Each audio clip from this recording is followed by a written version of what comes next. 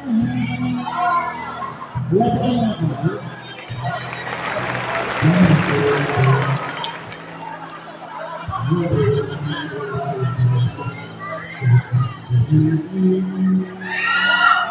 I can live without the courage to resist your charm. That is more divine, that it's your you are mine, be my lady. Just forget the past, it's time to measure your glory on. No wrongs divide us now, so bright the peace in your eyes. Nothing can stop us now. I'll give you all I have.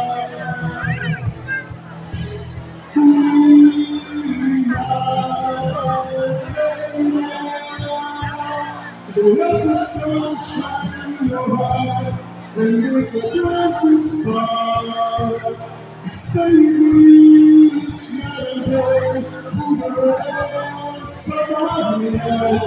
Just like the work of art, my love will last until forever.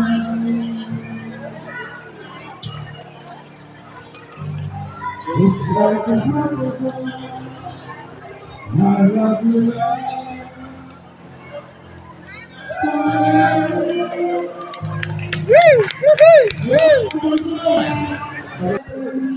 Ito po ang programa ng Distribution Center Congressman Coco Pimentel na lagi po nagpapaalala sa atin na always use your Coco. Hey! Isang malakas na palakpak na, tingnan natin kung bisita ang barangay. Ayun, kulang. Isa pa po, isang malakas pa. Yun na nga po, hindi yata po ang palakpak. Ayan, ito po isa lang. Isa lang dito. Dito kaya, yun dito. Wala, baka pwede pumalakpak tayo dyan kung bisita. Malaman natin yung bisita. Alam mo ba magamat na sila pagkapalag ng barangay-barangay? Lalo isang dito pinipisyala yung guys natin ngayon hapon. Yes, kasi po, instead na mag-birthday sa mga gago, ibigay niya po yung bigas para sa mga nag-isip. Di ba? Yes. At dami na po dyan ang barangay Santa, barangay Kalupa, barangay Santa, barangay mga IBC at yung sumunod na barangay. Nakakaya natin sa Senator Coco Pimentel para naman sa distribution ng ating sila. Magkakaroon po Senator Coco para magkakaroon po tayo po tayo. Lumikot na. Kasi umalala ko rin, yung mga kalakihan po natin dito, yung lang tayo na binabati sa kasama ko yung mga kasama. Eh, pwede naman po naman sa Senator Coco Pimentel. Magkakaroon pa siya sa tao. Hindi na po pa kayo? Pwede kang pumunta sa gitna pag gano'n. Diba? So I guess pwede natin natin susunod, no? Our next contender from Barangay Council, ST Kagawan, Hallelujah! Yes! Isang kanta lang. Isang kanta lang po, no? Tama? Tingnan na ba? Ilan ba? Limang kanta daw po from ST Kagawan. Bago natin pakatayin Kasi namin. Bago natin pakatayin ang ating ST Kagawan, batiin po muna natin ang ating pinakamagandang Campaign manager. Siyempre, kapatid ni Ma'am Shika Pimentel, Ma'am Stephanie Chura. Sa talakparan po natin si Ma'am Steph. Napakaganda pa rin din ang hagard. Isipin ko po kanina pang umaga sa Ma'am Steph Kagawan. Hanggang ngayon, first pa rin. At syempre, yan, sasabihin na si Ate Staples at si CS. Dapat dito lang ako.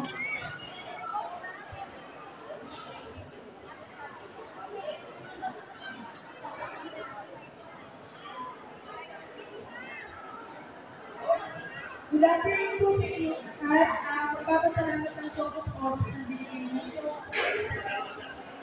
mas nakababatang kapatid ni Ma'am Shika Pimentel at sister inyo ni Senator Coco Pimentel. Pasensya ko po kayo medyo natagal at sa nagawa na umaga po, nag-iikot na po sa Senator Coco Pimentel para gawin itong live estimation. Kaya po kami barangay model. Dahil nagkatay po kayo, gusto naman ni Senator Coco Pimentel. Ayun na nga! Guys, sino po gusto manalo ng cash? Raffle prize. Tama! Cash raffle. Gusto manalo.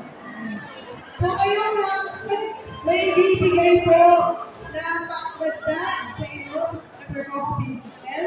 May mananalo po ng 25 na taon na tigil sa libo. Wow! At saka din ang tao na tigil ng libo. Okay po ba Ano yun? na alam naman, nagpaalam naman tayo eh. May gusto nila yan. Senator Congressman Coco Pimentel.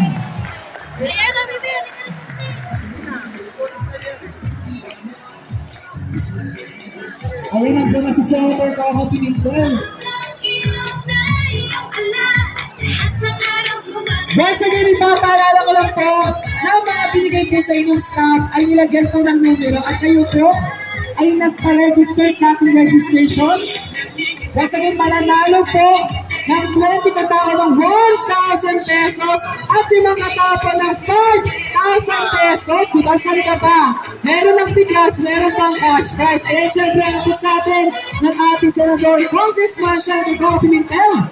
Ito ang rice distribution handle ng ating Senador Congressman Coco Pimentel.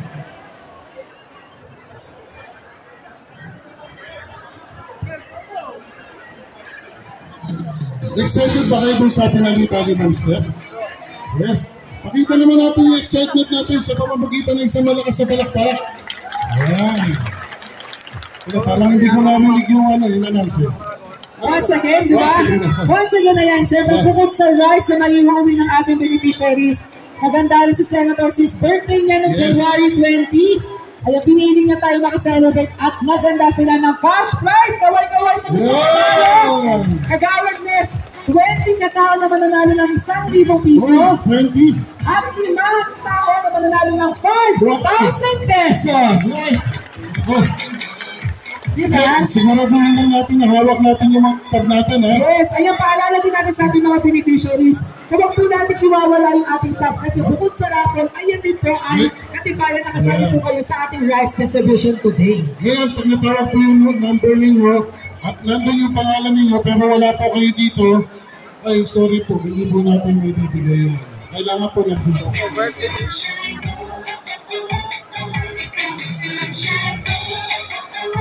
And syempre, to give you an opening remarks, Barangay Balangka, and so welcome here, Kapulik Manakit. Yes. Ha? Ayan, gusto niya po.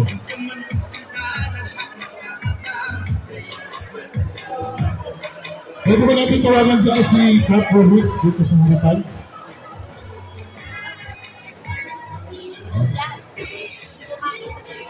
Cap, konting mensahe lang po. Ayan na po si future Congressman Coco Pimentel, kasama ng aming barangay. Magandang hapon po sa inyong lahat, mga taga-barangay Barangka. Medyo ang schedule natin na delay, dapat si Senator, ilang barangay ang pinuntahan. Nag-iusap na kami kasi sa IBC sila dapat. May mas tayo, pinagbigyan tayo ng ating Senator. Palakpakan po natin. Okay. Kung natatandaan nyo mga kasama nun, pagpasensyahan muna natin to kasi hindi lahat natin mabibigyan. So nagalat lang na 1,000. Mapalad tayo dahil dumaan sa barangay to, walang dinaan leader. Kaya tingnan nyo, naibigay sa inyo lahat. Diba? Nabigyan kayo lahat. Diba? Walang pinipili. So, dinistribute talaga natin ang dapat natin pagbigyan. Maraming salamat po, Senator Coco Pimentel. Mamaya hintayin po natin, may counting marathon. Dapat wala na itong wala nang lista-lista. Sabi nito, walang lista, ibigay na. Kaya lang, nagbago isip date para mas maganda. Magpaparatol tayo. Kaya nagpalagsaran. Palagpagan po natin, Senator Coco Pimentel. Maraming salamat. Talika nga, itong nag-iisang mutya ng barangay-barangay. Ano po?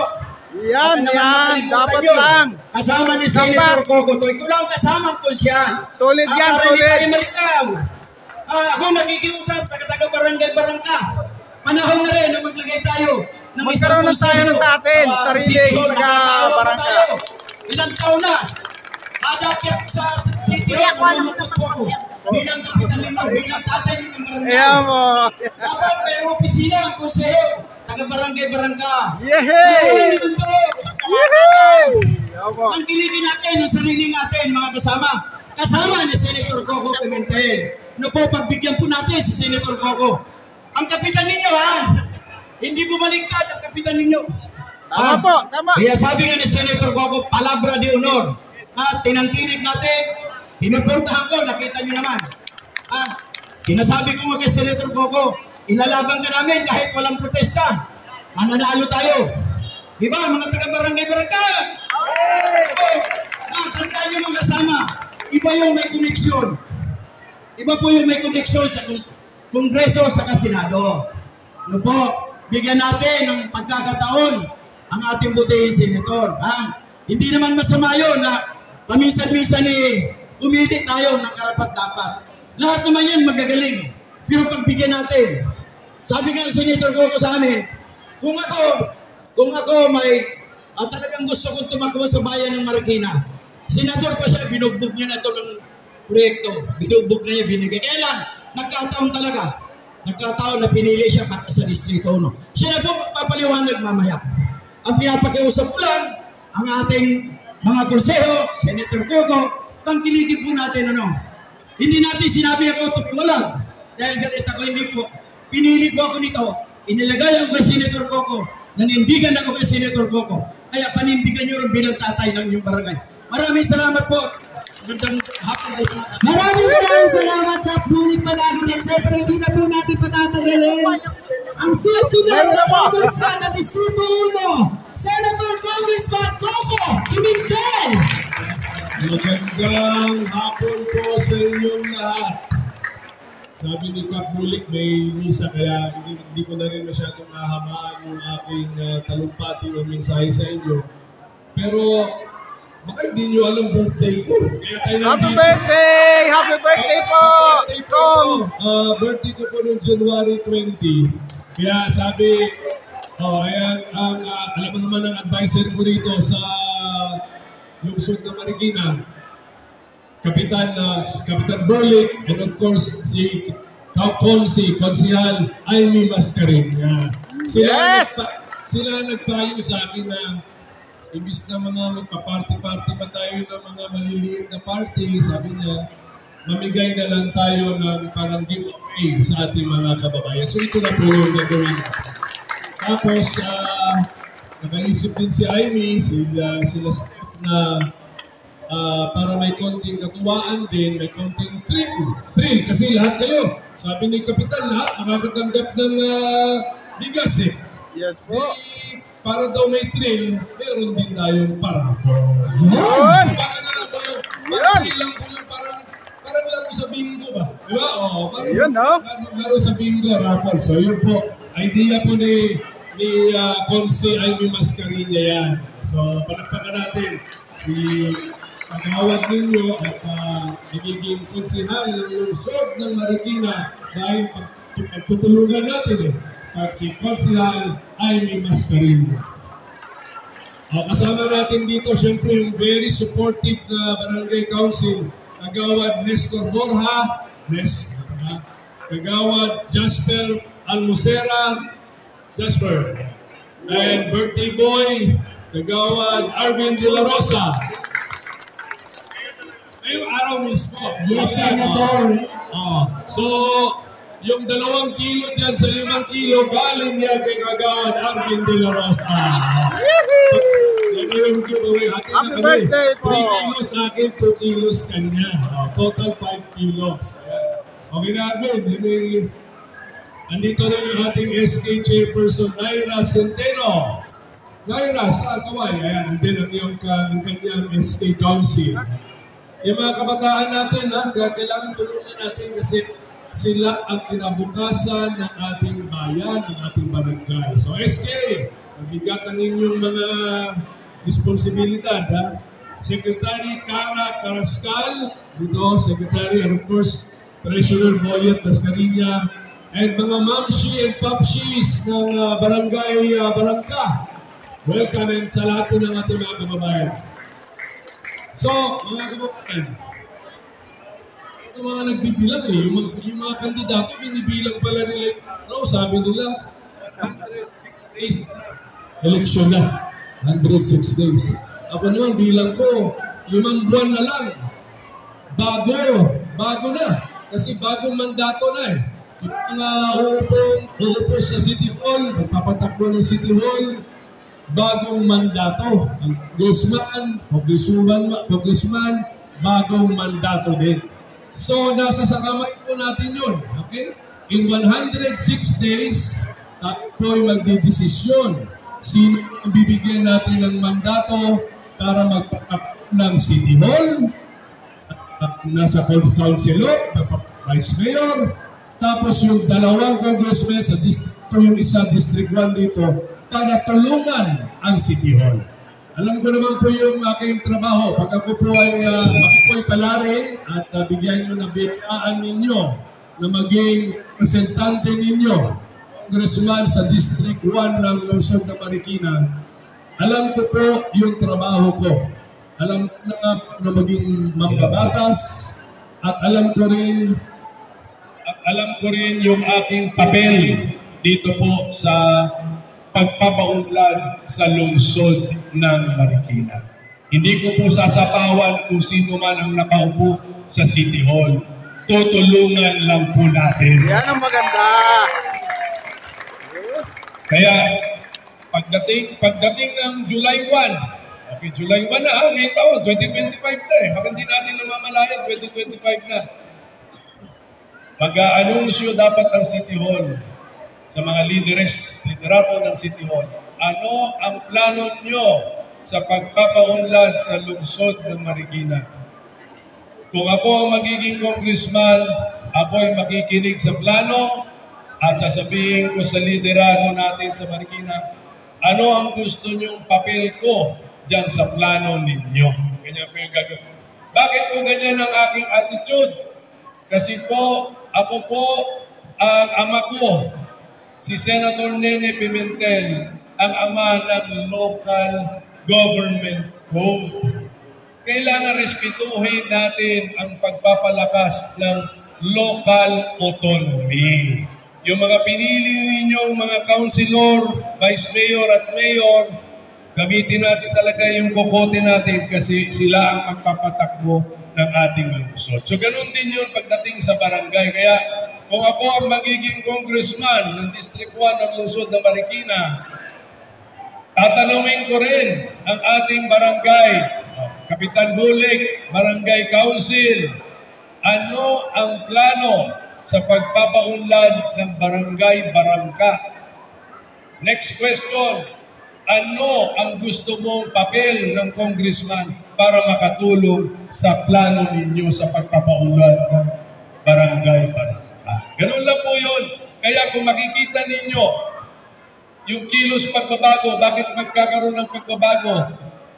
Kasi yung magiging congressman ninyo, hindi palaaway. Okay? Hindi ako makikialam, magre-respeto ako sa local autonomy. Pero dahil sa marami na rin akong karanasan at saka eksperyensya at saka pinag-aralan, pwede akong pumuna. Magsasuggest po tayo kung paano natin maayos, mas mapapabilis ang pagpapaunlad sa lungsod ng Marikina at barangay-barangka. Pero meron na kasi nung pumunta ako dun sa opisina niyo, pinakita niya sa akin yung mga CCTV niya. Doon daw siya nagkakape, alas 11 na ng gabi.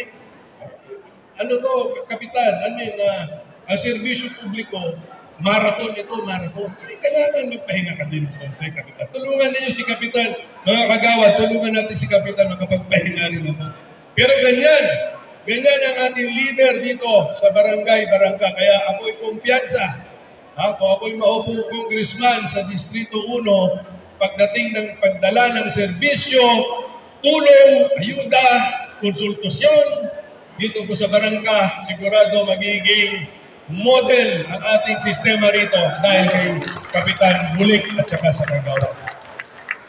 Pero ang gusto ko sana maging relationship natin okay na yung ayuda. Talaga namang natural yung ayuda. Pero gusto ko sana meron din pabalik. Ang balik galing sa inyo, idea. Okay? Ayuda, ideya. Ano ang solusyon sa ating mga problema? Ano ang solusyon sa ating mga kinakaharap na mga issues? Ideya. Kaya nga, ang slogan, alam niyo ba ang slogan ni Senator Coco Pimentel? Noon pa. Use your kokote. Kailangan, gusto ko talagang malaman din kung ano yung nasa inyong kokote. So, yan po ang ating gagawin. So, bago po ito, wala yatang politiko na nangungulsulta o talagang gusto marinig ang inyong mga nasa isip ninyo. Ang gusto ng mga politiko, puro tulong lang. Hindi natin kakalimutan yun. Tutulong tayo. Pero ang gusto ko, ayuda, ideya. Okay? So yun po yung ating gagawin. So, medyo excited na tayo sa ating hindi sa rakol, sa ating narating na pagbabago dito po sa lungsod. Pero iiklihan ko na yung aking tanong kasi excited na kayo sa rakol. Yun! Naintindihan. Okay lang ako, game lang ako kasi naintindihan ko lahat yan. Kasi siyempre, matagal na rin po tayo nasa politika. So, Happy birthday, happy birthday, happy birthday to you. Happy birthday to you. Happy birthday to you. Happy birthday, happy birthday, happy birthday to you. Senator Coco Pimentel. Yes, siyempre.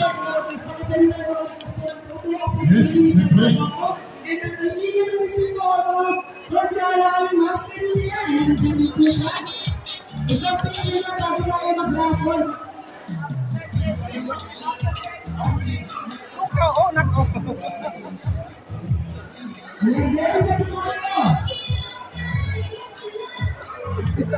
Dami din.